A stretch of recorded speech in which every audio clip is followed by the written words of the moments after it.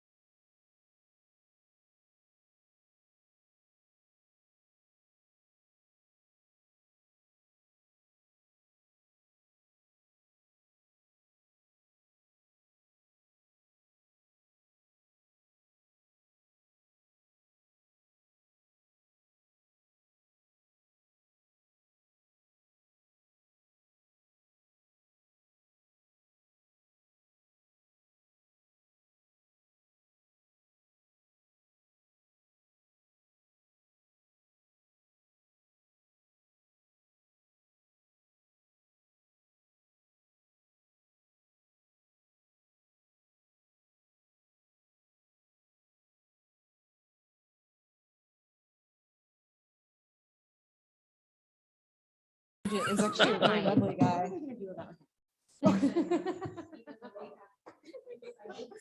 Heather. Yeah.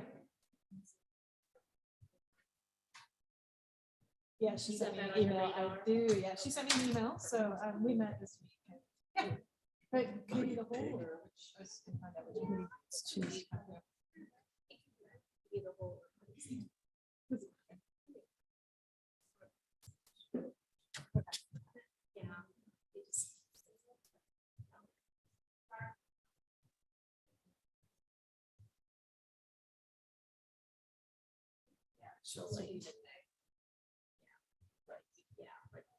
Yeah, okay. Yep. As long as you're. I'm on it just as of today. Her name is oh my gosh, now Lisa Shepherd. She's really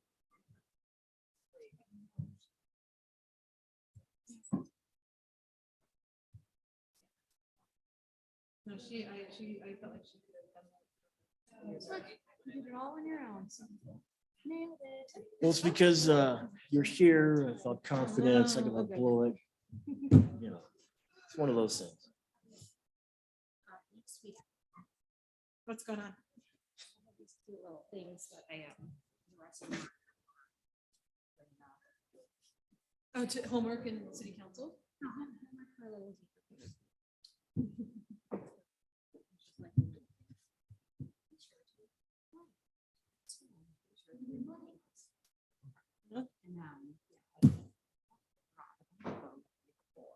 Also got like little advice cards that you can get out. That's super cute. Yeah, I know. Making sure to play to your parents. Seats are nice too. Just tell them what's necessary. No, my sister was like, so my sister's here. She's like, yeah, I'm coming on the 1st, so I'll see you Sunday. And I was like, cool. Sunday's the 1st. Am I on? No, Friday was the 1st. Yes, okay, so So this is why you couldn't hear on Wednesday.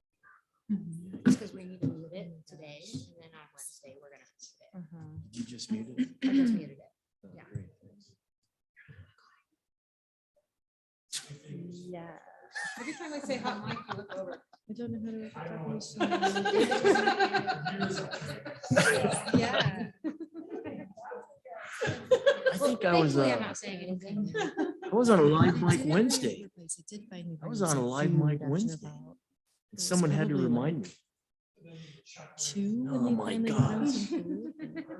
Yeah, I said something about it being a fallout shelter. Oh, that thing up on the mountain. Yeah, get caught talking to myself. At least it was clean. Somebody, so I'm on mute. So you want to mute your It's computer? over here.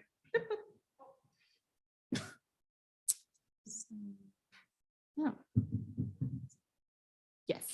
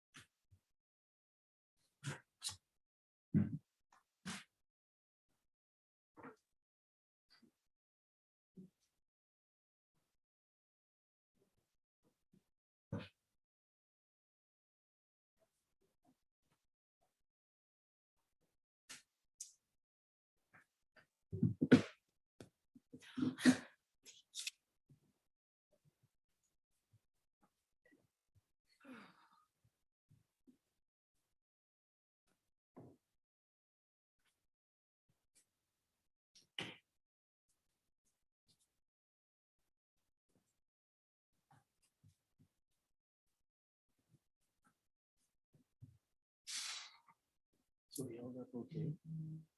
Xander. A lot of activity.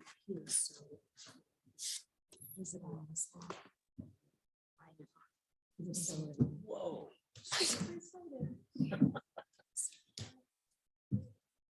Well, Benny, who normally crashes at 7, he was jamming way after 8 at our place. He was just fired up. Yeah,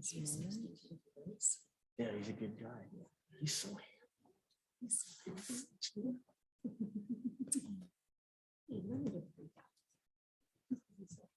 So did people need the price on Friday? So I don't know. I'm so confused. Look at I that. was so confused too. I'm glad to hear that. He always does this. He's always smile. It's because of your place. Yes, thank you very much for the jacket. Oh, gosh.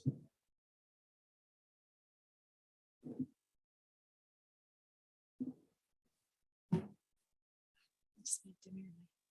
My hands are cold.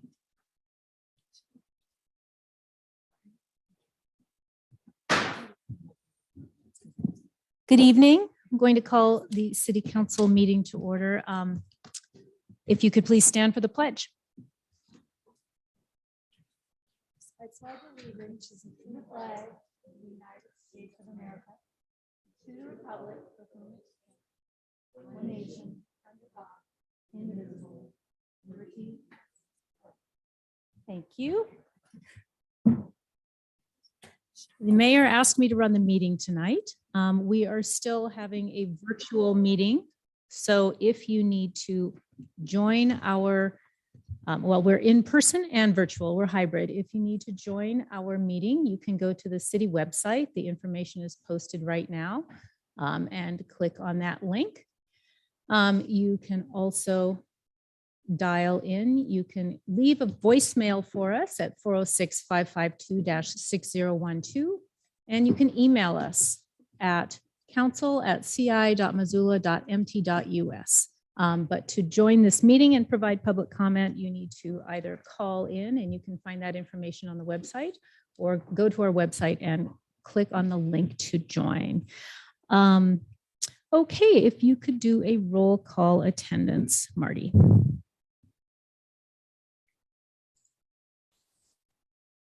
Okay, I think Stacey Anderson is absent tonight, so she's first on my list. Mirta Becerra. Present. Daniel Carlino. Present. John Contos. Here. Jordan Hess. I think he's absent. Gwen Jones. Present. Kristen Jordan. Present. Mike Nugent. Present. Jennifer Savage. Present. Amber Sherrill. Present. Sandra Rosica. Present. Heidi West. Present. Okay. So we have Anderson and Hess are absent from tonight's meeting, and of course, Marion. Thank you. We have minutes from March 28th, 2022 to approve. Were there any changes to those minutes? Seeing none, Those will stand approved. And then we have public comment on items not on the agenda. So if there's anyone tonight that wanted to give public comment on anything that is not on the agenda, now is the time, and you can come up to the main microphone and state your name and use hopefully no more than 3 minutes. We try and limit it to that. Is there anyone present this evening that wanted to participate? Thanks. If you just want to come on up and state your full name. Joe, I was here last week, talked to y'all then. Real quick, some kind of housekeeping things. I wanted to clarify a couple things. I am not against security at any of the homeless encampments around town. I'm very much not against that. I find it morally wrong that we've hired a private police agency to police those areas. That's why I'm here. I also want to say I didn't get any of my questions directly answered, but Councilman Carlino was very helpful and sent me some documentation that I was able to use to generate some new questions. And I'm just going to keep talking in 3-minute chunks until, I don't know, the folks have some dignity and some respect, and I can get some of these things hopefully addressed by the council. So the meat of this statement's about data. It's something that's been alluded to a lot to in the reporting, and it's been something that was alluded to in the last meeting itself. So there are 2 broad categories in everything that I've seen, and can broadly be binned in terms of police interaction metrics and in terms of personal testimonials from government officials, NGOs, that kind of thing.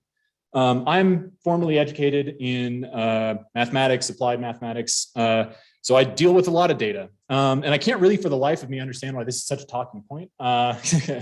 Because what essentially you did, right, is you replaced a public police force with a private police force. And they don't even have to wear chest cameras. They aren't even subject to all the regulation that a public police force would be subject to. So it's entirely unsurprising then that calls to the police would be down, right? That's exactly what we would expect. That's the null hypothesis, to use the nerdy term.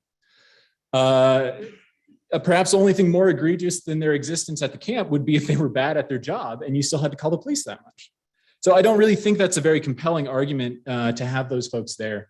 And the other part is this testimonial thing that's usually from city officials and leads in NGOs.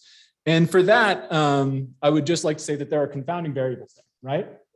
People who head up NGOs, people who work for the city need to have a working relationship with city council, with city officials, and with MPD. And if you step on a bunch of toes, you're going to make your job a lot harder. And I, as someone who, again, is very pro Second Amendment, carries a gun a lot, I will tell you, people don't like to have prolonged conversations with big guys, especially big white guys with guns on them. It's uncomfortable because they recognize it as a threat, because it is. So it's not surprising that you're going to get a bunch of these glowing recommendations from these sorts of people. I'm here because I talk to a lot of the employees. I'm here because I talk to a lot of the people who do have those close relationships with the residents at these places. They don't feel like they can be here because they are afraid of reprisal from MPD. They're afraid of reprisal from RI. They're afraid of losing access to the residents and being able to do the important work that they do. I understand that we have this concept of free speech, but that's not the case in this community. There are consequences. And while I'm afraid of the consequences that might come down to me, it's not as crucial for my livelihood. So I am the one that they've asked to come here, and I'm going to keep coming here. That's the main part of this. I know that we have that meeting coming up about RI. I just want this to at least be said out loud so that that can be in the back of your minds while you're listening to this. It doesn't seem like this is real data. There hasn't been an experiment that's been done. This is retroactive abuse of mathematics to be able to justify and rationalize RI's existence in the camps. Next week, if you're the type of person who likes to do the reading ahead of time, I'm going to talk about the difference between security theater, and a concept called Foucault's boomerang. So you're all welcome to go home and do the reading about that. Thanks. Thank you. Anyone else who wanted to give public comment on items not on the agenda? Seeing no one else in the room, we do have some virtual people, so.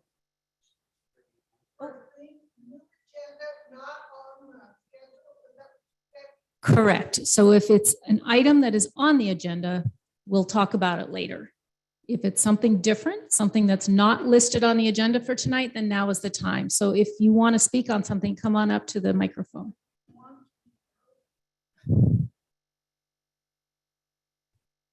just state your name, okay? And then we use about 3 minutes. My name is Anna Sane, and I've come before you to ask favors of you guys or give you a project because Missoula is the Garden City. And right now, the people that live around us, we don't show that we're the Garden City. I take the Van Buren exit going east off of I-90, and you have transient trash, you have dead animals, and lots of debris and broken tree limbs all over. And yes, this is the 3G problem, Governor Greg Gianforte and the DOT. But I was hoping you guys would have some influence to kind of clean up what Missoula looks like. And I have some things here in addition to that, because we might have to have some of the senior people go around and do volunteer service, because I know there's help wanted signs all over town where we need workers. So that might be an excuse that we don't have staff to clean up I-90 and the exits and the stuff around the edges of the road. So that's one thing. They're kind of all related regarding I-90 and the DOT and the governor's office to get this done. Another thing that we don't have is a welcome to Missoula sign. They even have that if when you go into Paradise, Arlee, you know, Stevensville, but not Missoula. So for you guys to kind of understand what I'm talking about, I kind of printed up some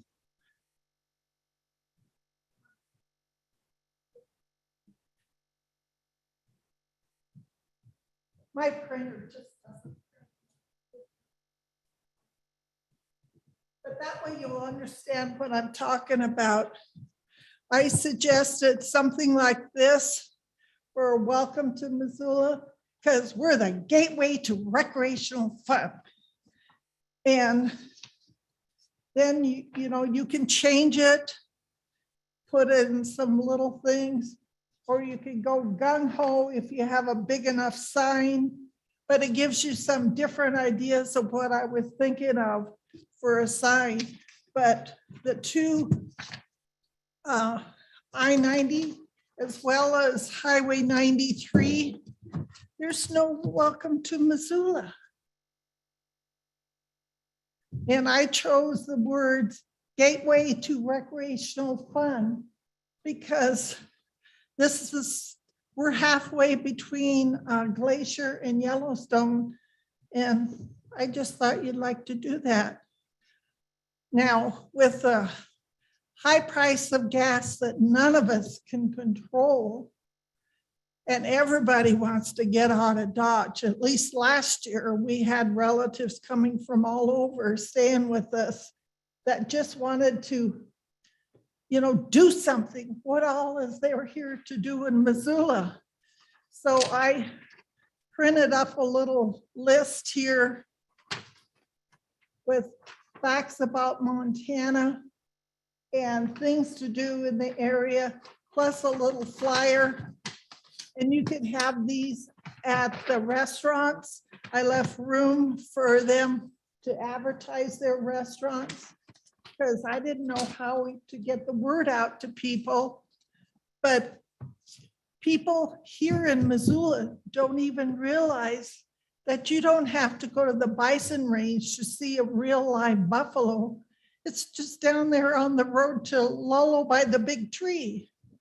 And you don't have to go to the California redwoods when the Ross cedar trees are right up Bull River south of Libby. And you don't have to go to the Carlsbad Caverns in New Mexico when they have the Lois and Clark Caverns the other side of Whitehall. And you don't have to go to the Badlands in North and South Dakota when over by Glendive, and don't ask me to pronounce the name of that park, they have the Badlands. It's a state park. In fact, you can go on your computer and look up the state parks and find a lot of things to do in our area. So we're a little over 5 minutes, if you don't mind me cutting you off. We've got other people who also So I want to better speak. hurry up, huh? Well, So wrap it up. Yeah. So the other thing I wanted to point out, and don't overlook the Fort Missoula because it has a lot of nice things too.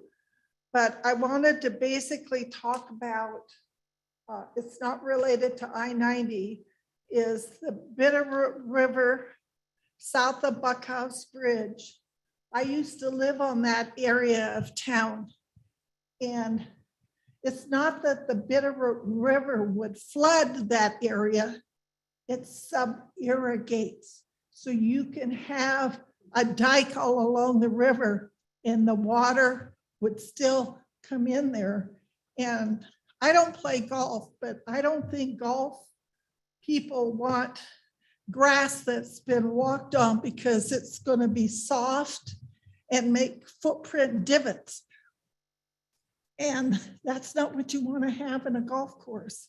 And also regarding housing and getting low income housing, the area between Reserve Street and Orange Street up on the hill is several $100s of land that is up for sale by, it used to be called the Hellgate Ranch or the Carlson Ranch, but it has a sloping thing.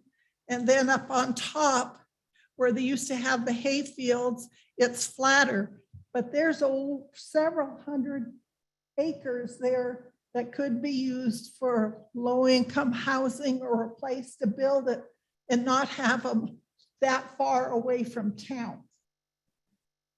Thank you, ma'am. We're going to have to give some other people a chance to talk, but I appreciate the information tonight. Well, it gives you coming something down. to work on. Thank you. Okay, Thanks. thank you. You guys have a nice Easter. You too.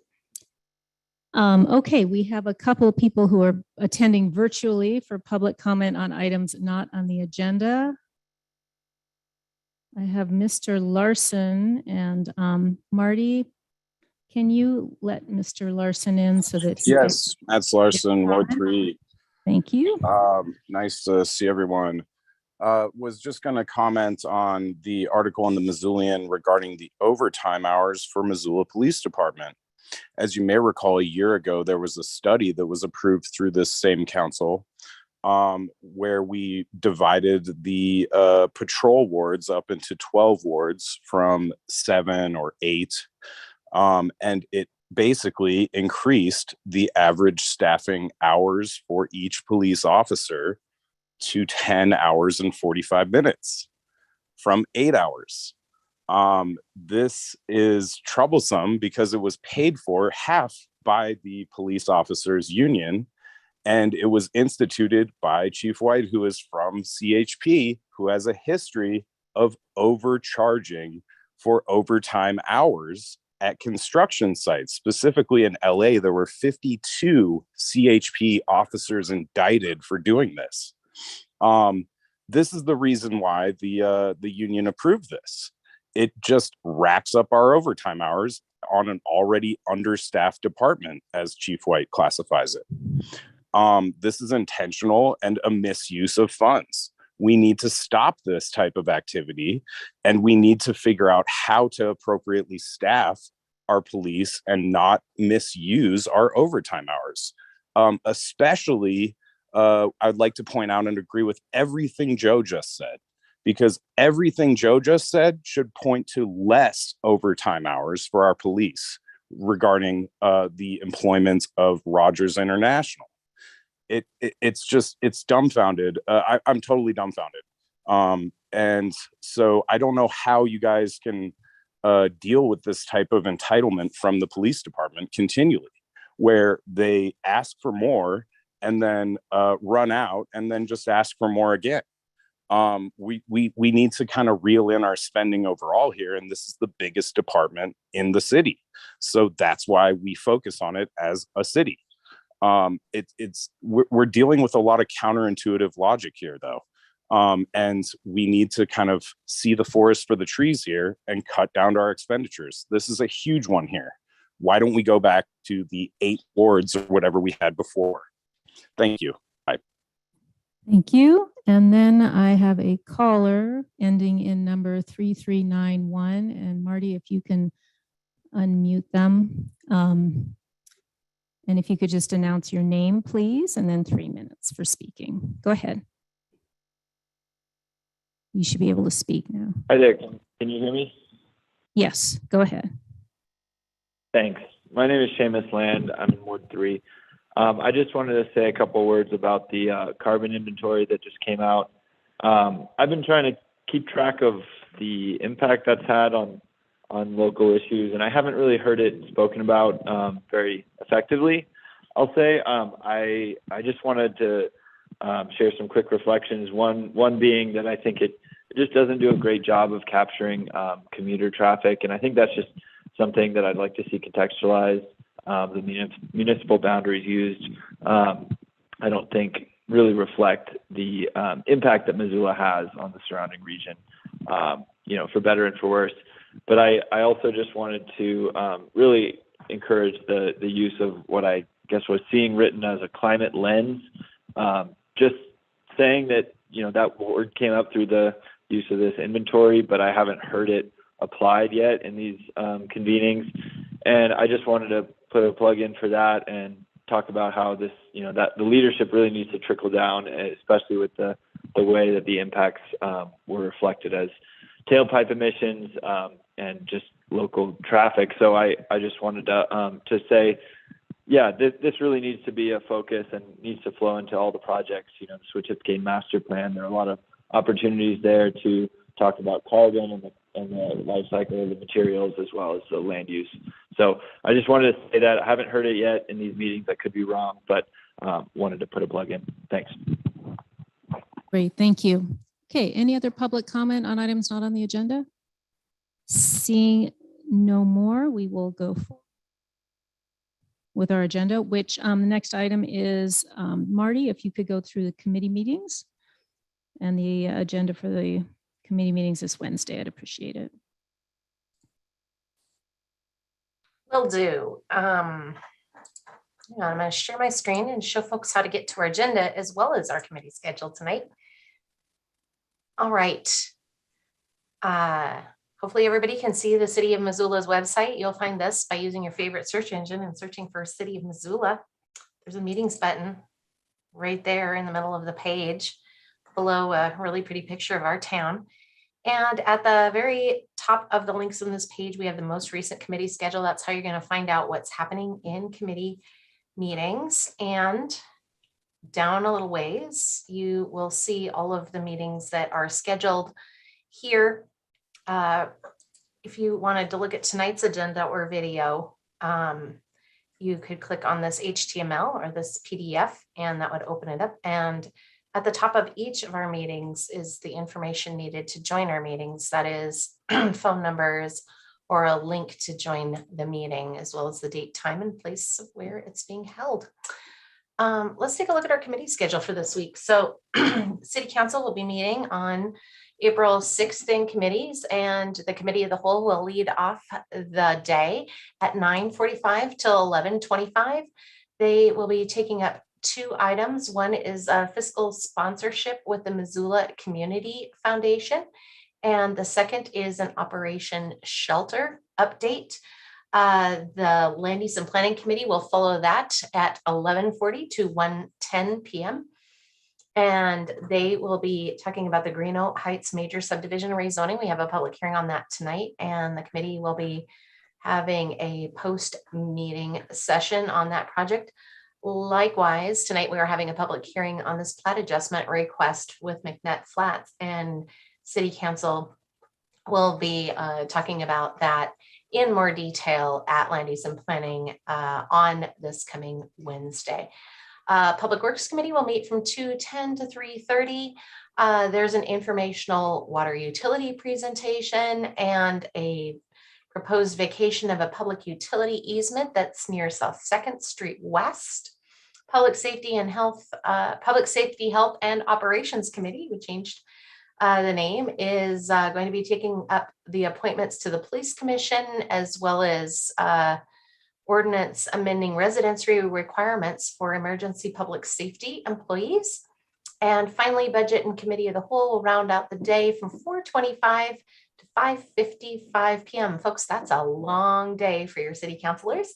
And that Budget and Finance Committee will be taking up departmental interim budget and project updates. Thank you, Marty. Next on our agenda, we have the consent agenda. So items on the consent agenda were approved in city council committees to be placed on the consent agenda to save time at council meetings by voting on them as a package. Our city clerk will read the list aloud, so citizens watching will know what is on the consent agenda, and we will invite community comment on these items before we vote. Back to you, Marty. Okay, I'm going to stall for a minute because I'm waiting for this agenda to pop up. I think maybe I'm going to use a different link here.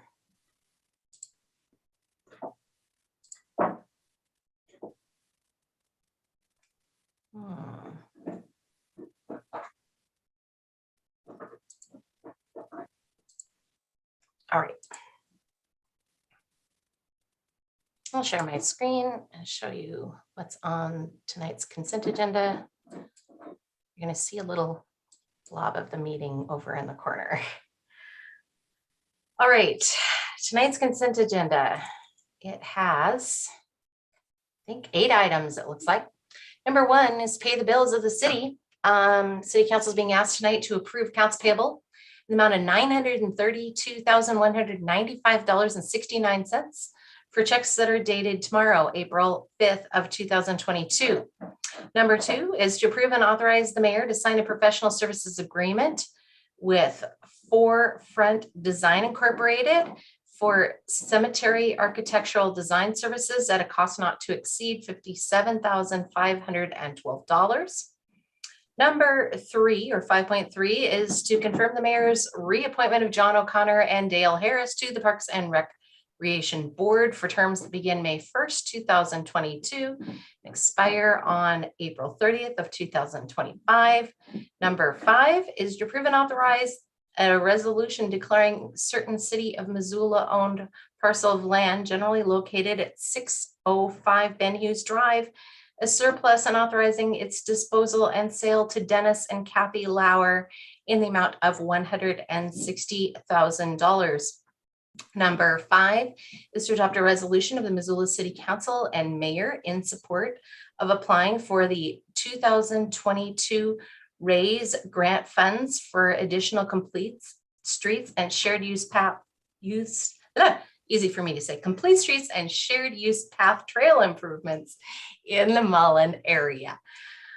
Number 6 is to approve and authorize the mayor to sign a contract with Witham Smith Brown PC for the provision, a scope of services and rates identified in a contract for Office 365 planning and implementation services. And that contract is not to exceed $84,875. Number 7 is to adopt a resolution relating to the financing of proposed stormwater system improvements, establishing compliance with reimbursement bond regulations under the Internal Revenue Code. And finally, number 8 is to adopt a resolution relating up to $12,422,000 of water system revenue bond series 2022A. DNRC Drinking Water State Revolving Loan Fund Program Series 2022A SRF bond. That is SRF, State Revolving Fund, DNRC, the Department of Natural Resources and Conservation. And this resolution authorizes the issuance of those bonds to do those water system improvements and fixes the terms and conditions of those bonds. Thank you, Ms. Rabine. Are there any comments or questions from council? Ms. Vasika? Thank you. I would like to separate 5.3, and if I may speak to it. 5.3 is the reappointment of Mr. O'Connor and Mr. Harris to the Parks and Recreation Board. They seem like very nice folks. However, I did watch a couple of the board meetings and look at their voting record, and I do disagree with a lot of their voting record on that. So therefore, I'm not going to be in support of that tonight. Okay, any other questions or comments from council? Seeing none, Mr. Carlino? Yeah, I was just going to, looking at the accounts payable, I saw that we have another $30,000 and more going towards Rogers International from the ARPA funds today. And I just wanted to back up what the public commenter was saying earlier about Rogers and their effect on our community, and with how these funds should probably be coming from the police fund, since we're trying to not use as many police calls and resources instead with Rogers. And during my ride along with Rogers International, we got to tour the authorized campsites where people who are living homeless in Missoula were talking about how they would really like to see a water source or heating source there. And we also patrolled around the neighborhoods, and I can confirm that it is quite like a police force rather than a security force. When you drive in up and down each alley, each street, just looking, I think that's not quite like a security force. I think that's more like a police force, especially when you have the authority to use force or lethal force. So I just want to back up the public commenter about that and just say that I don't agree with that, but I do agree with paying the city's bills. So hopefully we'll continue the Rogers International private police force conversation another day. Okay, anyone else? Any public comment on the consent agenda? Mr. Larson, you have public comment on the consent agenda. If you can unmute him, thank you. Yes, Matt's Ward 3. I appreciate Councilman Carlino speaking on Rogers International. I'd also like to draw attention to that and remind anyone on city council that they may also vote no on this, even if they do agree to pay the bills of the city. There's other things on the accounts payable I'd like to get some light on. There's 2 wire transfers, one for $1,000 for water retirees or water department retirees health benefits, I believe. I want to know like what that's about. And then there's $100,000 bond payment, $108,000 2014 bond payment that says MPC, but that's it. So just wondering what that was. And then I'd like to just remind the public that the buyers of this thing on Ben Hogan Drive were the same ones that got the change of zoning over by the train tracks near Russell Street. So we can assume that that's probably what's going to happen to this Ben Hogan Drive address. They'll just turn it into a triplex outside of the zoning and it'll be approved again, but we'll see. So I'd urge anyone to vote no on the claims, as we don't know what these charges are really all about, and also the Rogers International thing. Thank you. Bye. Okay, seeing no other public comment, we will have a roll.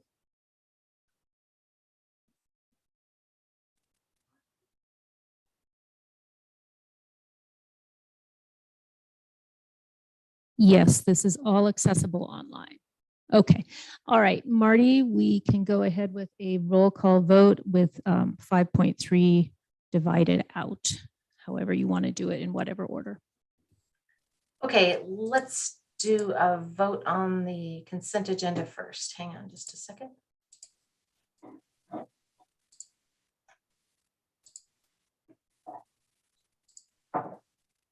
All right, on the consent agenda, Becerra, Yes. Carlino, Yes. Contos, Yes. Jones, Yes. Jordan, Yes. Nugent, Yes. Savage, Yes. Cheryl, Yes. Vasika, Yes. West. Yes. And would any of you like to change your vote? That is 10 ayes and 2 absent. And now, so that passes. And we will move on to item 5.3 on the consent agenda. That's the park board appointment.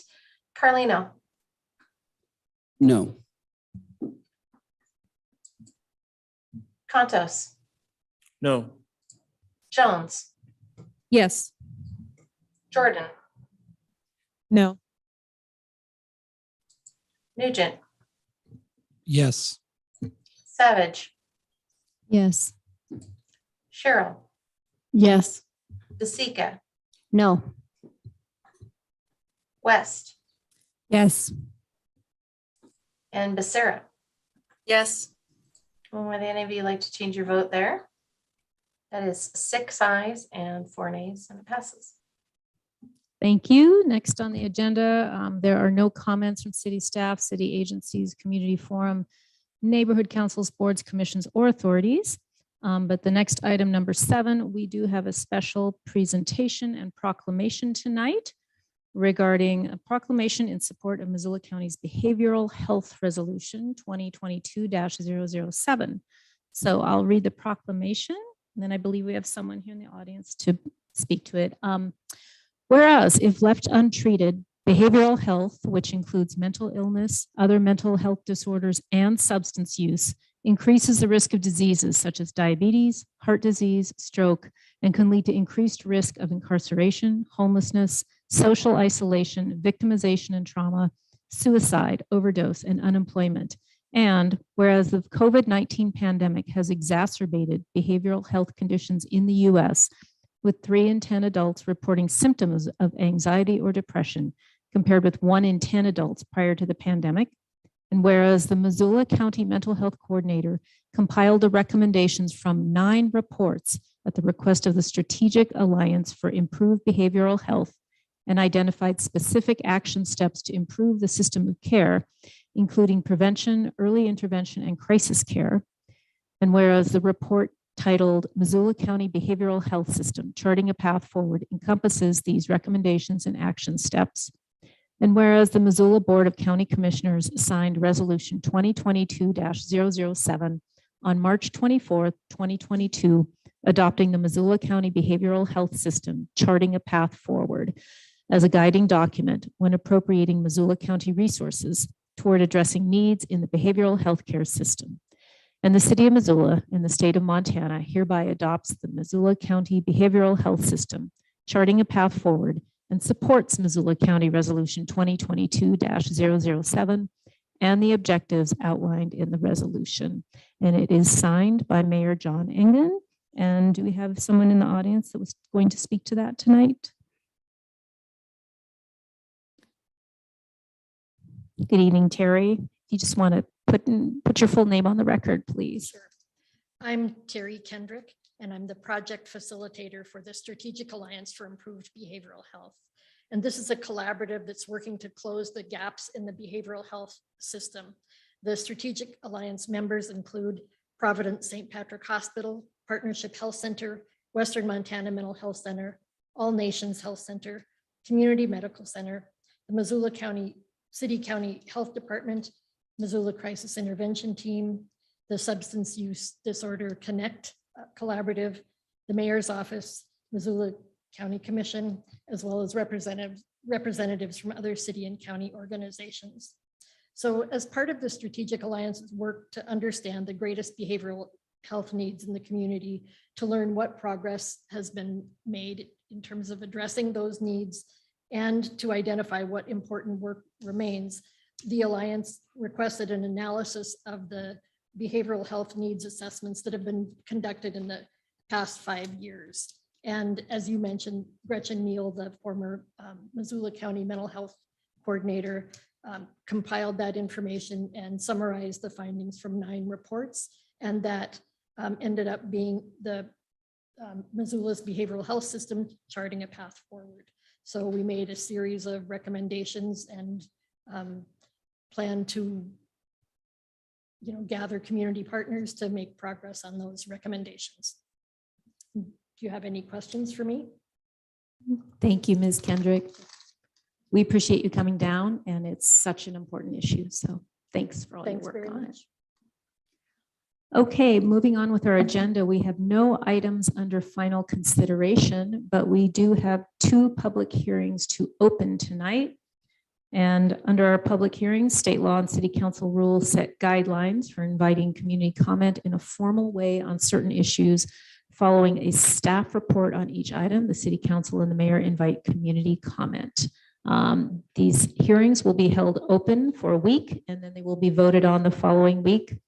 So that would be one night from tonight, unless there's a requirement for final action, but I don't believe that applies to either of these. These are both going to be held open for a week. So our first item is 9.1, and I'm not sure if our planner is here or is virtual.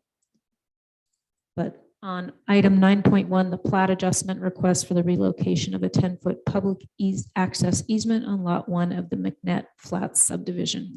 Do we have someone here to present on that tonight? Yes, I'm here virtually. Yes. Thanks. Hi, Laura. Hi. Thank you.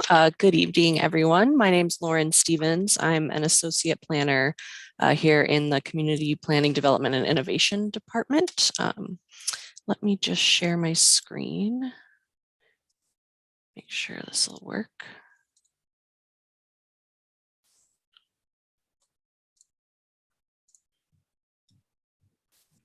All right. Can everybody see my slides? Excellent. Yes. All right. Thank you. So this evening, I will be presenting a request received from Cody Swartz of Voith Engineering Incorporated on behalf of Tollefson Enterprises LLC for a plat adjustment of the Mcnet Flats subdivision to relocate a 10-foot wide public access easement on Lot 1. The Mcnet Flats subdivision is made up of 7 lots and is located west of Reserve Street and north of Mullen Road and the 44 Ranch subdivision. It is within the Subdivision Master Plan area, but was annexed, rezoned, and subdivided prior to that plan being adopted. It was granted preliminary plat approval by City Council on March 8th, 2021 with 27 conditions. The final plat was filed on July 22nd, 2021, and the subdivision is zoned B2-2. The approved subdivision was granted 5 variances, 2 of which were for the 480-foot maximum block length for lots 1 and 6. Lot 1 is approximately 609 feet long. The 10-foot wide public access easement shown on Lot 1 was provided as a mitigation measure to help secure this variance. It was not a requirement. However, condition number 9 of the approved preliminary plat required that all proposed easements be shown on the face of the final plat and labeled with their width and purpose.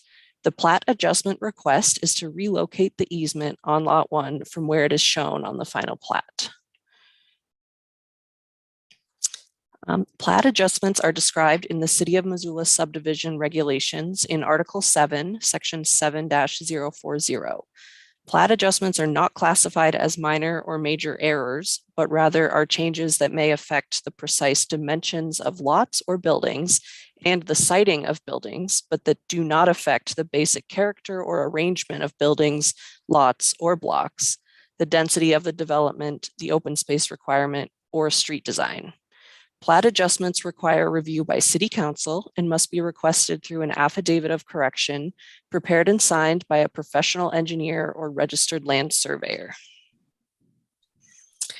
This slide shows the existing and proposed locations of the 10-foot wide public access easement on Lot 1.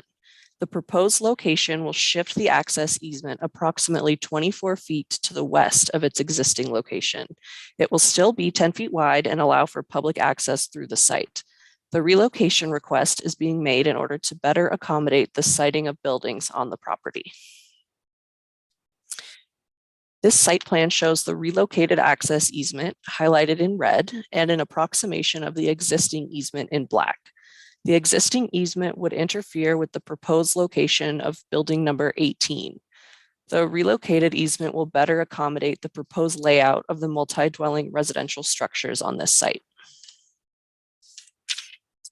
The provided staff report lists findings of fact of the impacts of this proposed plat adjustment. Based on staff's review of the proposed plat adjustment, it was determined that the relocation of the 10-foot wide public access easement on Lot 1 of the Mcnet Flat subdivision will have an insignificant effect on the siting of buildings and will not affect the basic character or arrangement of buildings, lots, or blocks, the density of the development, the open space requirement, or street design of the approved final plat, nor will it impact the original approved subdivision in a way that would be contrary to the findings, conclusions, and decisions made by City Council at the time of approval. Staff is proposing one condition of approval, which is that the plat adjustment showing the relocated 10-foot wide public access easement shall be filed with the County Clerk and Recorder's Office prior to the issuance of building permits for the adjacent proposed multi-dwelling residential buildings, subject to review and approval by Development Services.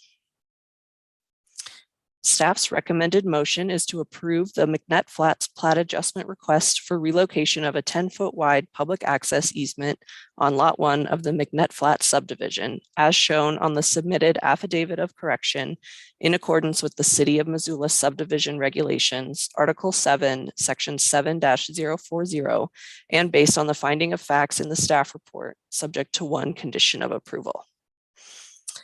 And with that, I am available to answer any questions, and I believe we have also some representatives from Wythe Engineering present as well.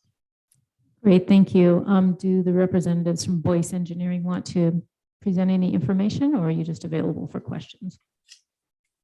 Matt Hammerstein from Wythe Engineering, if you can unmute yourself. There you go. Go ahead, Matt. Yeah, we don't have any information to present other than what was already presented. We're just here to answer questions if needed. Spencer Wythe is already also on the line. Great, thank you. Were there any questions from council? Seeing none, is there any public comment? Seeing none. All right, this public hearing will remain open until this a week from today, and then we will take final action on it. Thank you, Lauren. Appreciate it. Thank you. Okay, the next item on the agenda is 9.2 Greeno Heights Major Subdivision and Rezoning.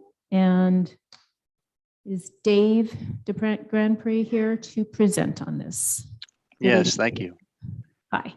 Hi, I'm Dave DeGrandpre. Good evening, counselors and members of the public. Dave DeGrandpre, Planning Supervisor with Community Planning, Development, and Innovation. And I'd like to give a presentation on the Greeno Heights preliminary plat application, subdivision application, I should say, and rezoning project. The property is 5.79 acres in size. It's located along West Greeno Drive. West Greeno abuts the property to the northwest. To the southeast and south are Greeno Park, and surrounding development includes a mixture of single dwelling residential to the south and north, and across Greeno to the north is apartment style residential development.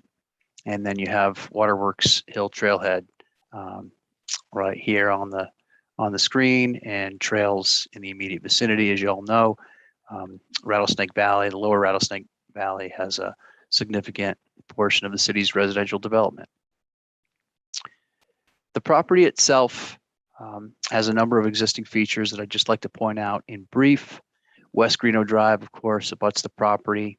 That has only a 30-foot road easement right now. So you have 2 travel lanes and shoulders, but no curb, no bike lane, no parking lane, no curbs, gutters, sidewalks, etc. On the property, there's a fair amount of slope. It's about 50-foot elevation change from the northern edge of the property down to the south abutting Greeno Park. There is a steeper kind of a gulch or gully area containing a seasonal stream and this is called Cherry Gulch. And you can see from the contours that it's a fairly steep area. There's an existing driveway on the property. The property is developed currently with a 1940s era single dwelling or a residence, and also a couple of outbuildings. There's an existing septic system, existing well, some overhead power, and things like that, typical of residential development. Here's a driveway that was built in, kind of graded in several years ago, probably back in the 1940s, that provides a mild grade down to the residence, which is located right along the property boundary overlooking Greeno Park.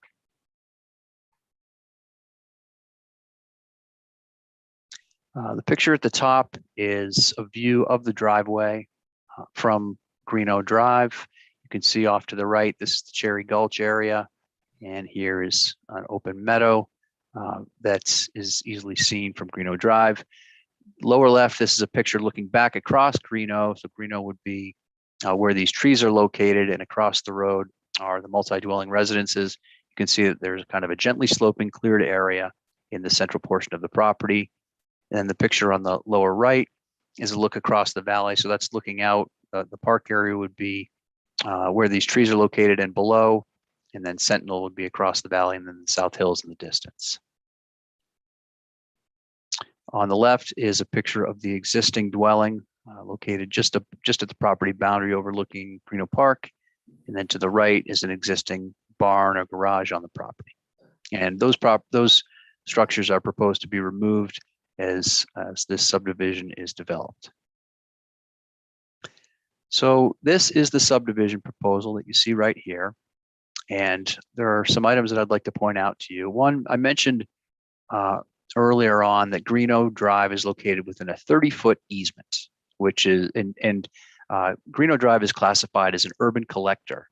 And it's classified as a collector because its primary function is to move traffic, to move vehicles from other places down into town and back. But it also provides direct access to private properties, but it collects vehicles and transports them.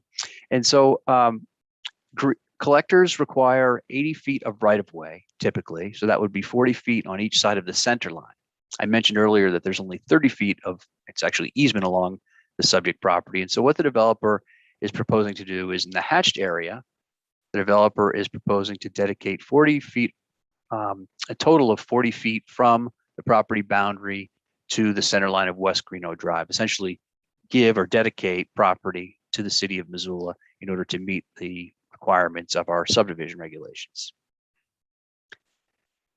You can see that there is a proposed subdivision road called Road A on this plat that would have two accesses onto Greeno, and it would provide access to all of the lots. There's also 20 lots, I should say. There's also a proposed alley that would provide rear access to the lots. Each of the lots is developed with a building site. So each of the kind of the rectangles that you see is a buildable area that meets that is outside of the setbacks, the building setbacks. The setbacks are 20 feet front setbacks and rear setbacks. So for example, lot 20 here would be 20 feet from this setback line to the property line, also 20 feet from the setback line to the rear property line. It's 7.5 feet on the interior and then 10 feet along any other side streets. You can see the Cherry Gulch area located on the southern portion of the property. That area is proposed to be dedicated as open space. It's a steep area, contains dense vegetation, a seasonal stream, and also riparian vegetation. Cherry Gulch, it drains into Rattlesnake Creek just below the property, approximately 100 feet from the boundary. And there are 20 residential lots that are proposed. The lots range in size from 6,670 square feet to 9,617 square feet. And after subtracting out the open space or proposed open space area, the density is 3.87 dwelling units per acre. As you know from reviewing subdivisions and zone changes in the past, there are several review criteria that we evaluate these requests under. And I'm going to briefly run through the criteria right now in light of the proposal. The first is compliance with the growth policy. Does the proposal comply with the growth policy? And in the report that was provided to you, it details findings of fact regarding this, but I'll be fairly brief, although that has much more detail. Our Missoula growth policy has a future land use map, and it recommends for this property 2 designations. On the vast majority of the property in yellow, it's residential medium density with a density of 3 to 11 dwelling units per acre, with a sliver of parks and open space along Greeno Park. The property currently has 2 zoning designations that comply with the growth policy designations. The vast majority of the property is zoned R8 residential with a sliver of OP1, which is an open space natural resource protection designation along Greeno Park. As you can see, the property, it's 5.79 acres, but it has 2 zoning districts. And so what happens under Title 20 in such circumstances is Title 20, our zoning rules say that when a property has more than 1 zoning designation, the default zoning that applies is the most restrictive. So in this case, the OP1 zoning designation is restrictive in that it doesn't really allow for residential development or other types of development. So what that means is the property can't be developed with any additional lots or residences without a zone change. The proposed zoning looks like this. So all of the lots that are proposed for residential use would be R8 residential, and the open space area that's proposed to be dedicated as parkland, dedicated to the city of Missoula, would be OP1. And the staff report provides several findings showing that this proposal does comply with the growth policy and the rezoning criteria outlined in state law. The next criteria are impacts on agriculture and agricultural water user facilities. This property has 3 types of soils. The Big Arm Mine Singer complex is considered not prime farmland. This is considered by the Natural Resource Conservation Service to be urban land, so clearly not prime. However, there is another area or another soil type along about half the property called Tote Lake Gravelly Loam. This is considered farmland of local importance. However, the property is not farmed. I have been unable to find any evidence of it having been farmed, although it may have been many decades ago. There are no irrigation facilities on the property or in the immediate vicinity of the property. So the finding that's suggested in your staff report is that there would be no significant impact on agriculture or agricultural water user facilities as a result of this subdivision. Moving on to local services and public health and safety, 2 more of the criteria for subdivisions. All of the lots would be served by city water and sewer. The developer has submitted significant plans, detailed plans to connect to existing city services that have been reviewed and are in the process of being reviewed by Public Works and Mobility staff. Solid waste would be provided by Republic Services. No impacts to local schools have been identified, and the property can be served by the City of Missoula Fire and Police Departments. At least 1 fire hydrant would be required by City Fire, and also public safety measures like street signs, addresses, and fire protection covenants would also be required as conditions of approval as cited in the staff report. I mentioned parkland earlier, the Cherry Gulch area shown on the left side and also the right side of your screen. Under our city subdivision regulations, the amount of parkland that's required to be dedicated depends on the amount of area that's in lots. It's an equation provided in state law and also our subdivision regulations. For lots less than half an acre in size, 11% of the net lotted area is required to be dedicated, and that could be as land dedication, or the city council can require cash in lieu of parkland. In this case, Cherry Gulch is a significant environmental resource. It provides water quality protection measure. It has the vegetation is dense. There are different types of vegetation, provides wildlife habitat, etc. So your city parks and rec staff recommended that that the parkland be dedicated, that Cherry Gulch area be dedicated to the public, accepted by Parks and Rec and by the city as open space and managed as a natural area. Under the city subdivision regulations, just over 17,000 square feet of parkland would be required, and this open space or parkland area is over 27,000 square feet. So it more than complies with our parkland dedication requirements. In terms of transportation, I mentioned Greeno Drive before. The hatched area shown on the upper graphic here would be additional right-of-way that would be provided by the developer dedicated to the city. And within that area, the developer would be required under your conditions of approval to provide sidewalks, so curb and gutter right along the street itself, boulevard area along the vast majority of the property, and also sidewalks. I did want to point out that there is one stretch, and this is above Cherry Gulch, where the developer is proposing to not provide a separated sidewalk. It would be a 6-foot sidewalk right along the street. And that's a variance request that I'll get into in just a few minutes. But the conditions of approval require that there be a new crosswalk along the northern entrance. So this would connect to a sidewalk that comes down from Peggio Lane across Greeno and mirrors a sidewalk in the proposed subdivision. And then down the lower graphic shows Greeno Drive within the existing 30-foot easement. There are 2 travel lanes, of course, about 12.5 feet each, and then a slight area of shoulder. What the developer is proposing to do to West Greeno in terms of improvements are to add an additional 4 foot of pavement that can be used for a future bike lane, curb and gutter, a boulevard along the majority of the property, and then also a 5-foot sidewalk. And all of these improvements comply with the City of Missoula subdivision regulations. Again, there is a variance request for this 75-foot section that I'll get to in just a minute. But the rest of these improvements and right-of-way dedications comply with the city rules.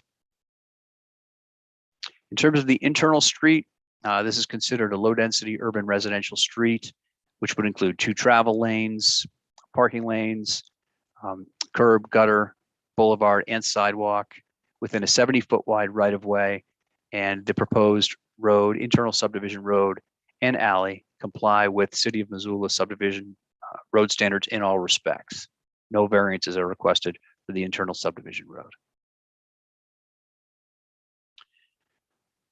And thinking about non-motorized transportation, we know from experience and also from public comments that Greeno Drive has, I guess, some traffic issues. I'm sure we'll hear about them from the public, and you've seen the public comments. There is a lack of sidewalk connection between this stretch. When you're coming up Greeno from downtown, there's a sidewalk along the east side of the road, and then it disappears. And then new sidewalk would be built along the subdivision. So it's about a 760-foot gap. At the staff level, we considered working with the developer to try to have the developer improve or provide sidewalk in that stretch. But there are a couple of issues. One, the right-of-way is insufficient at this point to build out the improvements without impacting potential future improvements. So the City of Missoula has West Greeno Drive improvements. It's designated as a complete street, or will be a complete street. That project is in our long-range transportation plan. We don't have funding in place right now, but according to Aaron Wilson, who's the city's lead transportation planner, that if we were to make improvements right now, that they would hamstring future improvement efforts to to provide complete streets. Also, I don't think that we could really require 760 feet of offsite improvements to be made by this subdivider, because those improvements are not made necessary by this subdivision. It's an existing condition that needs to be addressed. So how we're proposing to address this issue is to require waiver of right to protest a future improvement district to make the complete street improvements. And what that means is typically when street improvements of a large scale are to be made, an improvement district is typically created, which includes a larger geographic area, and the people who are within that district, the proposed district, can choose to protest or not join that district. But if a majority do not protest and vote to be within the district, then the district moves forward. And what this condition would do is basically make sure that the 20 residential lots that the lot owners are within the district and don't have the ability to protest. So that's how we're proposing to address that non-motorized situation. Grading and drainage is a significant issue in this project. Like I mentioned earlier, there's significant drop from the northern tip of the property down to the southern. It's about 50 feet total. There will have to be some significant grading that is done to make each of the lots developable, and would also grading for the streets, for utilities and things like that. So there are several conditions that are proposed to address this, that the mass site grading be reviewed and approved by a geotechnical engineer and also city staff, that geotechnical plans be required for development of each lot. Stormwater is proposed to be handled in a couple of different ways. Along the streets, there would be sumps. So the street would be graded to run water to certain locations, and the water would drain into the soil in those locations. And then on the lots, there would be swales to catch runoff. So all of these things would need to be, the plans would need to be further developed, reviewed and approved by city staff. And then upon development, there would be checks and balances by way of the geotechnical engineer and city staff, ensuring that the stormwater is handled appropriately and the site is maintained in a way that where erosion doesn't develop, water quality isn't impacted, etc. I mentioned stormwater runoff, that it be retained on site. Also, the riparian vegetation would be left intact. I mentioned the parkland would be kept in a natural state and managed by city park staff in order to prevent erosion and protect water quality. There are 2 variances that are requested through the subdivision. According to our city subdivision regulations, section 3-140.3, all lots must have a contiguous building site area of at least 2,000 square feet, none of which may contain slopes greater than 25%. So that's at the pre-development stage where we're at right now. Grading is allowed if preliminary approval is granted, but to get through this preliminary approval process, this is one of the requirements. And so what you see before you is a slope category map. In yellow, the slopes are between 0 and 15% slope, so fairly mild grades where standard construction can occur. Then the green shows areas between 15 and 20% grade, blue is 20 to 25%, and red is 25+% grade. And so the areas with that steeper area are right here on lot 20, just above the driveway or just up gradient from the driveway, and also just down gradient from the driveway on lot 19. Those lots, lot 19 has 1,132 square feet. They meet those requirements, and lot 20 only has 1,670. So those are lots that would require a variance. And our subdivision regulations provide variance criteria for you to use to evaluate whether a variance should be granted. And the staff report details findings with regard to these criteria. So the first is threat to public health, safety, or welfare, or would this variance be injurious to other persons or property? And so the findings in your staff report indicate that that the geotechnical report and slope analysis state the lots are safe for building. The lots will be reviewed for erosion control and site stability, through the development process, and then storm runoff can be managed. So we find that public health, safety, or welfare will be adequately provided if this variance is granted. Also, that the conditions that result in the variance request are unique to the property. The steep slopes have been exacerbated by that human-made driveway, and that it would be a hardship if the lots can't be developed when appropriate precautions can be taken, as evidenced in the reports that were provided with the application and also feedback from city staff. The variance would not violate the zoning or the growth policy, would not increase public costs, and the hardship is existing and was not created by the applicant. So therefore, staff recommends, and also the planning board recommended, approval of variance number 1. For variance number 2, this has to do with sidewalk along Greeno Drive. So down below you see a picture. I'm sure you're all familiar with it. So on the right-hand side would be leading toward town, leading toward the city center. There's a guardrail along a portion of this Cherry Gulch area, and then it drops off steeply. And so As I mentioned earlier, sidewalk, boulevard, curb and gutter are going to be installed or proposed to be installed by the developer along with the vast majority of the subdivision, but along Cherry Gulch, it's about 75 feet in distance. The developer is proposing to not have a separated sidewalk. Typically, a sidewalk is 5 feet wide. In this location, it would be 6 feet wide as proposed by the developer. There are currently no bike lanes or sidewalks along this stretch of Greeno, and walkers and bikers use the shoulder that's behind the guardrail that I just showed. So what the developer is proposing in this section, the 75-foot section along Greeno, is an additional 4 feet of pavement, 2 foot curb and gutter, and 6 feet of sidewalk as opposed to the normal 5 feet. And then there'd be a guardrail and then a retaining wall. And the reason for this variance is based on really the topography of the property. I'll go back. You can see that it drops right off just past, just over the shoulder here. And so, the idea is that by not having additional boulevard, it would help protect some of the vegetation, would result in less disturbance of the slope, less potential to impact water quality, and things along those lines. So staff finds that there would not be a threat to public health, safety, or welfare, or be injurious to other properties if this variance is granted, because the additional street area and elevated sidewalk are safer than the current situation. The variance is made necessary by the steep slope of Cherry Gulch, and the proposal by the developer is less injurious to the natural environment, habitat, and water quality than the city requirements would result in typically.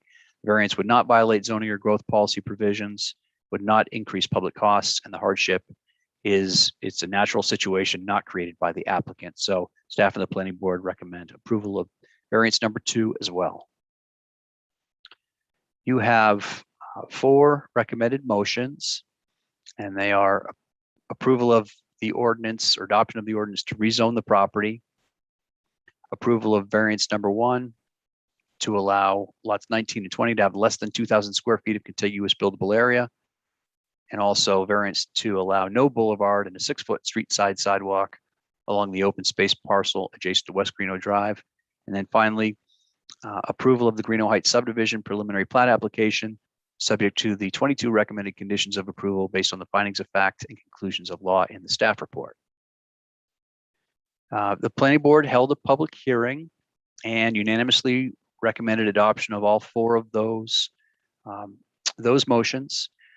Lots of comments. The planning board, I think, has done a great job, does a great job of deliberating different elements of projects, whether it's be a large scale zoning or a smaller project like this.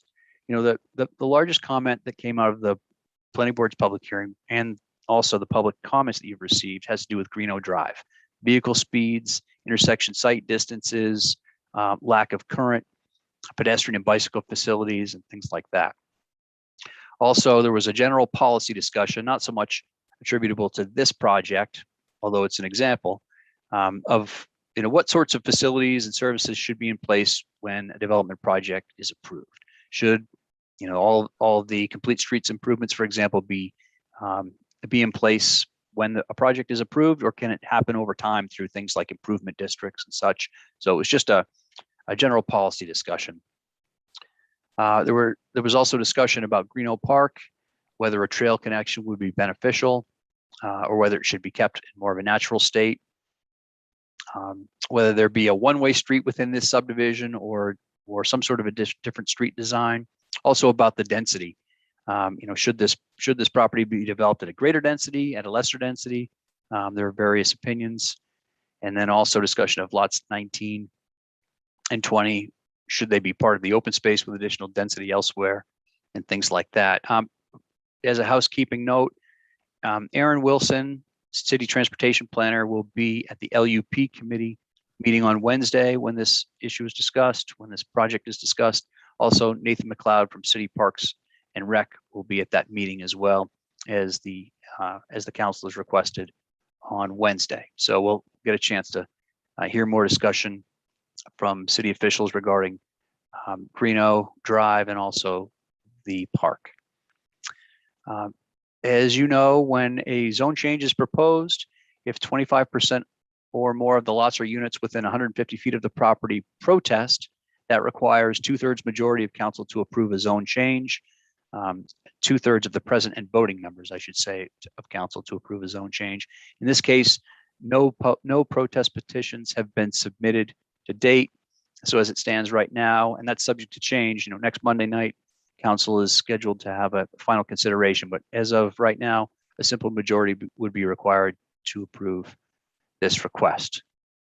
And let's see, I have all of the conditions, all 22 of the conditions of approval available for discussion if council should like, but otherwise, I'd like to conclude my protest. I know that there are representatives from IMEG, the developers consulting firm, that are here that can also provide some additional information and context. Thank you, Dave. Don't want to cut you off, but you appear to be done. So did we have representatives on behalf of the developer who also wanted to speak? I have Anna Vickers. Was there anyone already admitted to the meeting, Marty, or otherwise it's Anna Vickers, I believe, who? Anna? No, I think I don't see anybody from development community with their hand up, so probably moved on to public comment. Can you unmute Anna Vickers? Yes, I will. Hang on, Anna, here we go. Thanks. Hey there, everyone. Can you all hear me? Yes. Perfect. So I had my presentation available, but I'm here to answer any questions. Dave did a super thorough job on everything, and I really appreciate working with him. We've been going through this process for quite a while now. And let me know if you have any questions for today. Have a good evening. Thank you. Did we have any questions from council for Dave de Grandpré or Anna Vickers? Okay. I'm going to start with Amber Sherrill. Everyone's pointing to her. Amber? I was raising my hand on the screen and here. So Dave, I'm glad to know that both representatives from Parks and Traffic are going to be there on Wednesday. And I would suggest anyone that is interested to come and watch that meeting. I do have some questions for them, but I won't speak to those tonight.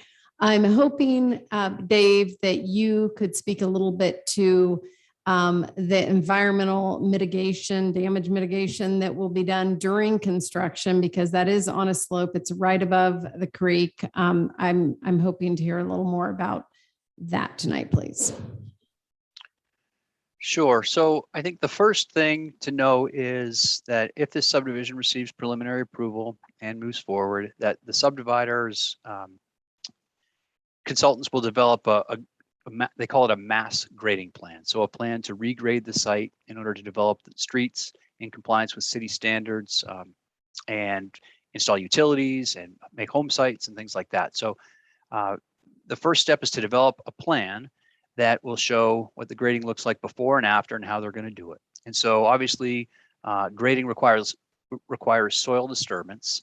So that has the potential to impact, to erode, to impact water quality, of Rattlesnake Creek, et cetera. And so the developer will be required to develop not only the grading plan, but also they call it a stormwater pollution prevention plan that includes best management practices, things like installing silt fences. So fences that would go up, that would be placed along disturbed areas to prevent silt from traveling off site. And there are lots of different ways, not just silt fences, but there are many techniques that are available, even using something as simple as hay bales or ways to prevent, kind of erosion from happening.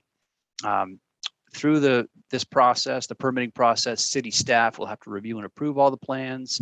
We'll go out and inspect the site on a regular basis to make sure that the erosion controls are maintained. And so there are several checks and balances to make sure that occurs. And then probably most importantly is the dedication of the open space or the parkland above Cherry Creek. So that's the steepest part of the property, and that has the greatest potential for erosion. And so dedicating that as open space, leaving the vegetation in place, I think will be very helpful. And then also, along the backs of each lot, Let me see if I can pull this up here quickly.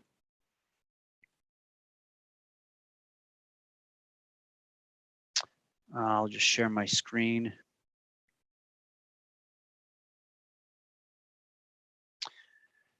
So there are some steep lots, along the southwestern edge, for example, lot 20, lot 19, and these are above the stream that eventually drains into Rattlesnake Creek. So you can see that there are these, I mentioned earlier, these rectangles. So the subdivider can't build, can't outside of that area, and not just the subdivider, the lot owners. These are building setbacks.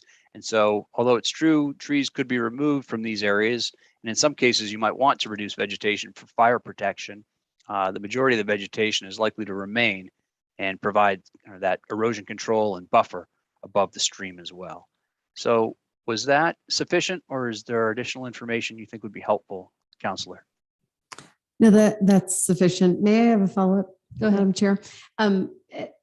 Since you mentioned this, because even on Wednesday when we looked at it, when I saw that the open space area, which I think is a great spot for that, all I could think of is if I lived in that neighborhood as a kid, I would have been in there on my butt, sliding down the hill to get to Greeno, to get down to Greeno and get to the creek. So I'm curious, and I've not reviewed the parks discussion or the minutes from that yet, but I'm curious if you know what the discussion was around the decision not to put access through there and have a defined trail, because I know that one of the problems that we're constantly dealing with in parks is people making their own trails and trail maintenance and trying to get them off of it. And erosion is a huge issue, I know, around that. So do you, I can ask Parks that on Wednesday if that is more appropriate, if you don't know the answer.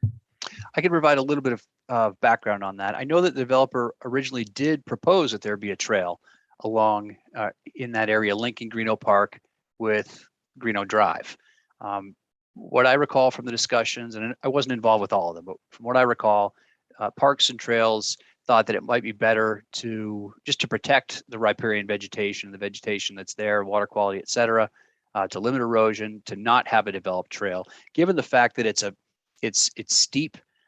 To make a trail that would meet kind of city standards, both along the hillside and then coming up to Greeno, there'd have to be quite a bit of disturbance of both soil and also vegetation. And so it's my understanding that Parks just thought it would be better to leave as is, recognizing that there's the potential for an informal trail to be made over time by foot traffic, and then I think address it at that time. But Nathan will be at the meeting on Wednesday, and so he may have some additional insight. Thank you. Great. Kristen Jordan. Thanks. I was able to answer my own question in that time. Thanks. Very good. Next, we had Dan Carlino. Thanks. Yeah, I just had a couple of questions. I was just wanting to clarify for the news in the audience. The developers are asking us to not zone to make it denser, but just to move open space around, and then also zone for 8,000 square foot average single family only homes. Is that correct? Yeah, I think that's a fair depiction. Let me see. Would you like me to show the graphics one more time? Sure. Yeah, and then I just had one other question. So here you see the existing zoning on the property.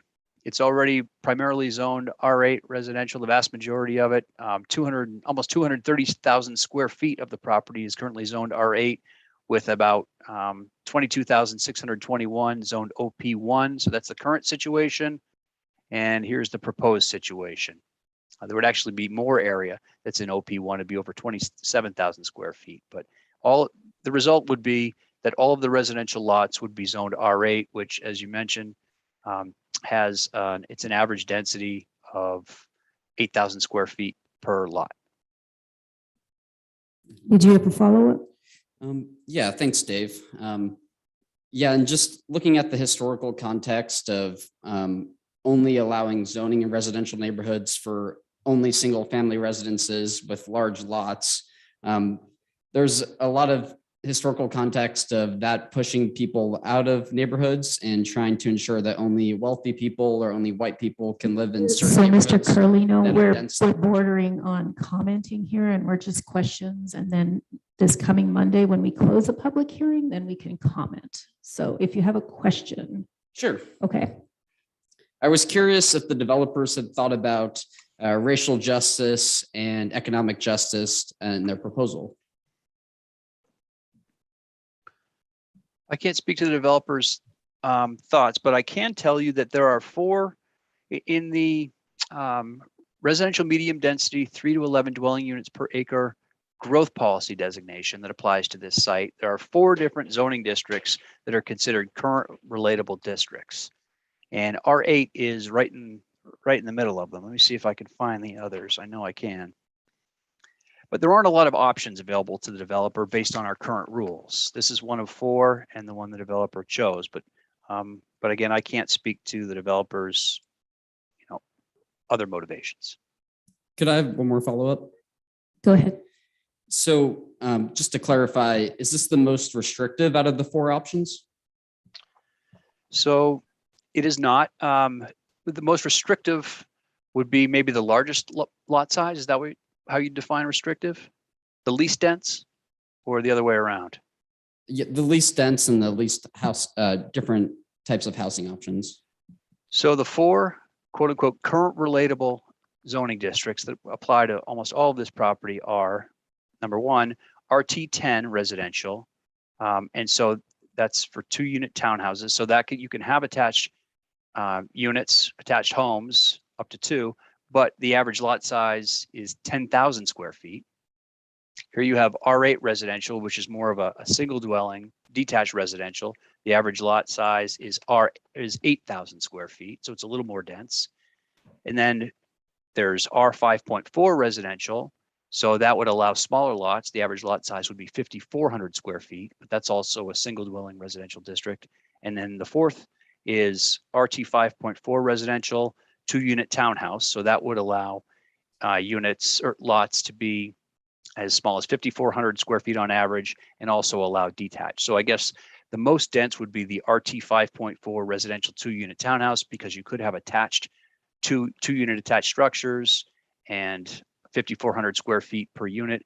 This is the R8 residential allows, I guess it's a little more, it's less restrictive. Is that the right word? Anyway, it allows for larger lots and single dwelling. So this is kind of right in the middle of what the options were for the developer. Thank you. Ms. Becerra?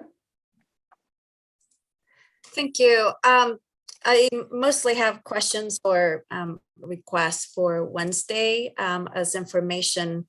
Mass grading, facing or sequencing, I think it's going to be key for better understanding how our stormwater regulations are going to be met. I think that we have seen in several parts of town when grading of a site tends to happen all at once, and that disturbs enough of the soil to create air pollution and air quality and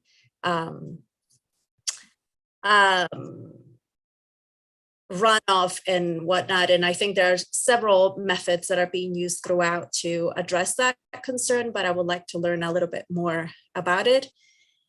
And then, and so I think that maybe including in the conversation, Tracy Campbell with Public Works and Mobility, she's the stormwater expert, would be a really good source of information for us to better understand how this all comes together and what mitigation practices are required and how we implement them. I think enforcing some of those regulations has been a challenge in other parts of the city with mass grading. So that would be one request. And the other one is for Aaron Wilson or someone from Public Works, Mobility, Transportation to perhaps tell us a little bit more about what the long range plan is for Greeno Drive and how this piece of property plays into that overall and future vision for the area so that we can ensure that the right infrastructure is put in place at the right time. Thank you. Thanks. Ms. Savage. Thank you. I just wanted to say I also have several questions for transportation and for parks coming up on Wednesday, specifically to do with if there are any traffic studies on speeds or numbers of cars that use Greeno. I have questions about the crosswalk at the bottom of Greeno, right at North 2nd and the railroad tracks. And I also have some questions about the placement of the crosswalk for this particular subdivision. And I actually have some questions from Parks about encroachment. So all of those we'll handle on Wednesday. And I do really appreciate, Dave, the presentation and you're getting the Parks folks and transportation folks to the council meeting on Wednesday. The one question that I had for you tonight is I'm wondering if you know what I don't know if they're apartments or if they're condos that are across the street, across Greeno there. I wonder what the zoning is over there on that parcel that's kind of just directly across. I don't have a map up in front of me, but I know it's a multi-dwelling zoning. It's a more dense zoning than what's here. Thank you. Ms. Vasika. Thanks. I saw that there is some public comment from a Beth asking about looking for the staff report. So I'm assuming that that was attachment number 2 on this. So Dave, I was wondering if she got a reply email for that, or if this is a good enough reply saying that it's attachment number 2. I did respond personally and attached a copy of the staff report. Oh, great. Thank you. Mr. Nugent. Yeah, thank you, Madam Chair. Some of the public conversation around this project has, I guess, maybe some of the public's confused about the difference between parkland and private land zoned OP1. Could you explain the distinction? And then I have a follow-up. So OP1 is a zoning designation under Missoula Title 20. Those are our zoning rules that are specifically intended to provide area for natural resource protection, for open space. There are limited opportunities. You know, the property, if it's going to be the open space area, if it's going to be dedicated to the city, it could even have the same R8 zoning. At least in my estimation, it doesn't have to be zoned OP1, but it just seemed like, given that a portion of the property is already zoned OP1, it kind of made sense just to adjust the boundaries, so to speak, where you'd have the residential lots zoned R8 and the parkland that would be owned by the city or proposed to be dedicated to the city. All indications are so far that would be accepted by the city and would maintain that kind of open space zoning, but be managed at least primarily as a natural area. Thank you. Follow-up? Go ahead. So the statement that the developer is asking for the city to give up a portion of Greeno Park would not be accurate? That's not accurate. So one more follow-up? Go ahead. Thanks. So private land zoned OP1 does not have a requirement to be open to the public, correct? That's correct. So there's no losing of open public land by changing any of this designation. That's correct. In fact, it would be just the opposite in this case. The Greeno Park would essentially grow in size by more than 27,000 square feet. Perfect. Thank you. Okay, seeing no other questions from council, is anyone here to provide public comment on this public hearing on this item? If so, if you want to come up to the podium and state your name and provide public comment. And I don't see anyone raising their hands in attendees. So this item will stay open this coming week. It will be heard in Land Use and Planning in a committee on Wednesday. And then this coming week on Monday, a week from tonight, we will close the public hearing and debate and vote for a final vote. Okay, moving on with our agenda. We have no committee reports. We have no new business. Communications from the mayor, I will just speak to that. In case you haven't noticed, we are having a weather event tonight with potential high winds and rain and possibly snow. So if I was asked to pass along the message, if you see any trees that are down that are a danger, call 911.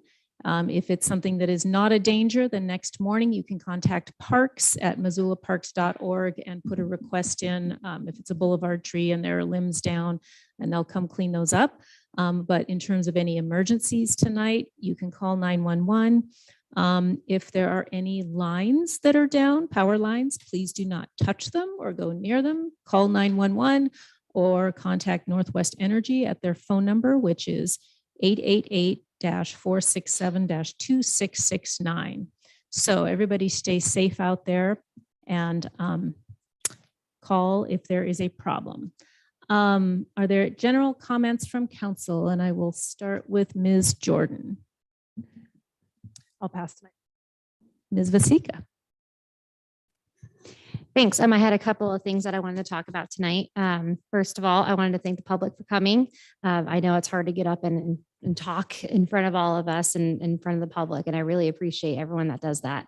I take all your words very personally, and I really appreciate you guys doing that. So thank you. Second, last week I spoke about the Red Sand event for the Missoula Human Trafficking Task Force. It's going to be happening this Friday, April 8th at from 3 to 6 p.m. at the Jeanette Rankin Peace Center on Higgins Avenue. So if you are not aware, the Red Sand event is where you get some sand and you put it in the middle of sidewalk cracks, and it brings attention to human trafficking, either sexual exploitation or forced labor exploitation. So I would love to see all you guys there. Thirdly, I know this is a controversial subject, but there was a very horrible incident in St. Louis, Missouri on last Tuesday where a brother accidentally shot his other brother, a 12-year-old and a 10-year-old, I believe, because he thought that the gun was not loaded. And I know that it's controversial, and I know some people put blame on the parents and for not properly locking up their firearms. And yes, they should have properly locked up their firearm. However, I think it is very important to make sure that everyone knows to treat every weapon as if it is loaded. So I just wanted to bring awareness to that. And that is all. Thank you. Thank you, Mr. Contos. I'll pass. Thank you. Ms. Cheryl. Yeah, thanks. And it is nice to see the public. I agree with you.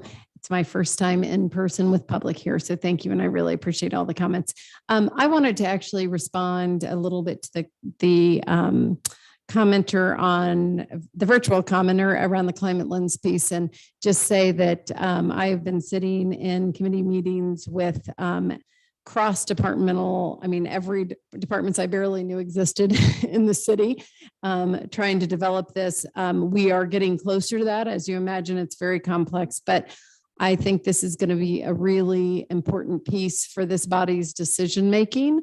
I think it's going to push policy around climate change, and we will have every single department looking at this and considering it in all sorts of different ways. We're talking down to where products might come from, and it's hard we need to balance the financial piece with that. But I think that it is going to be a complete game changer for how different projects and purchases are brought to this body in the future. So I'm really looking forward to it, and I hope that caller will stay engaged and keep watching what we're doing, because I'm really looking forward to how we move forward on this. Thank you, Mr. Nugent. Thank you, Madam President. Just quickly, we spend a lot of time on council talking about boards and committees and things that we have oversight to fill positions on. But I think I just want to kind of remind the community that there are lots of other opportunities to get involved. There are lots of nonprofit entities always looking for volunteers, for people to step up to be part of their boards. Lots of youth sports clubs and things like that. So, if you have a specific interest, there's probably something in this community that you can get involved in.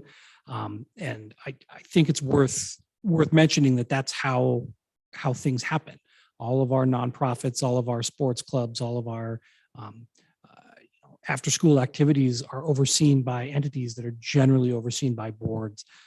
This comes up because we got an email this weekend as parents of a child that plays Missoula youth football, and they sent out a plea basically looking for more volunteers to be on their board, or they aren't sure that they can move forward. And I think that is something that a lot of activities we hold near and dear, or we hold near and dear for ourselves or our children or others in our communities, are probably experiencing as well. So I would just encourage Missoulians to find something that matches their passion and go out and get involved. Thank you. Mr. Carlino. Yeah, I think a new report from the Intergovernmental Panel on Climate Change came out today, and I guess it's a good time to make a pitch for a livable future for our Earth and climate. So, like, as we're looking at Russia and Ukraine's war, we're hearing a lot from our politicians, especially in Montana, that think this is a time to drill, try and get more fossil fuels. And I think that's kicking the can down the road. Every time that there's a natural disaster or a big war, gas prices go up. It's going to happen over and over again as long as we're reliant on fossil fuel infrastructure. And the Intergovernmental Panel on Climate Change recommends that we cut our emissions by at least 50% from 2010 levels by the year 2030 if we want to have any sort of chance of avoiding 1.5 degrees Celsius global warming over pre-industrial levels. And I just think this is a really scary time to be living in. Both our Montana senators right now are advocating for more drilling, fracking, more pipelines under our rivers in Montana.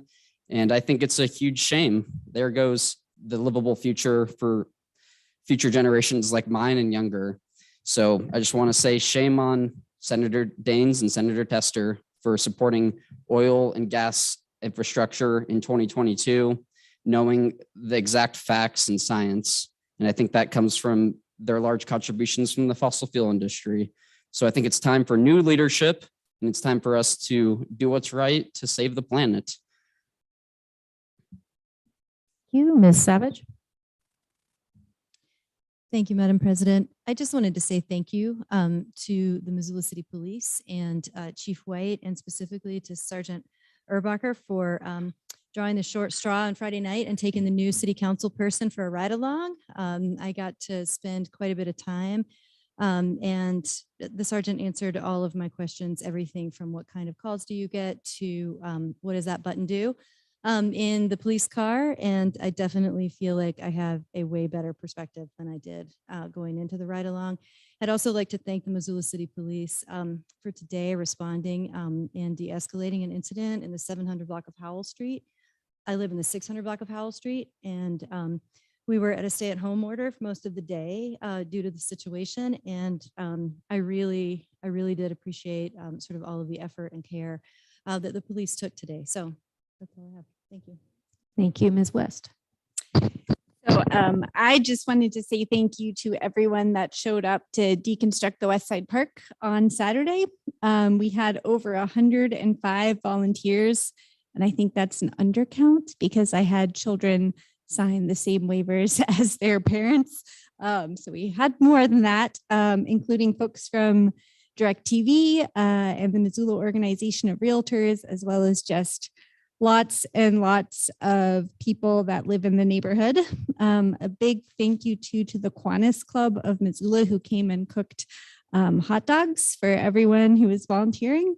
And of course, to the park staff that spent their entire Saturday out there directing and running sawzalls and doing whatever needed to be done to make the event happen. I'm still trying to reconnect donors from the park that was built in the late 80s to their pickets. So if anyone out there has a picket that they purchased the last time this park was built, feel free to reach out to me. The easiest way is to do it by text. My phone number is 405-747-9158. And we can still grab those until Friday before they get hauled off to Home Resource. So yeah, send me a message and I'll reconnect you. Thank you. Great, thank you. We have no miscellaneous comments, reports, or announcements. So we are finished with our agenda and we will stand adjourned. Thank you.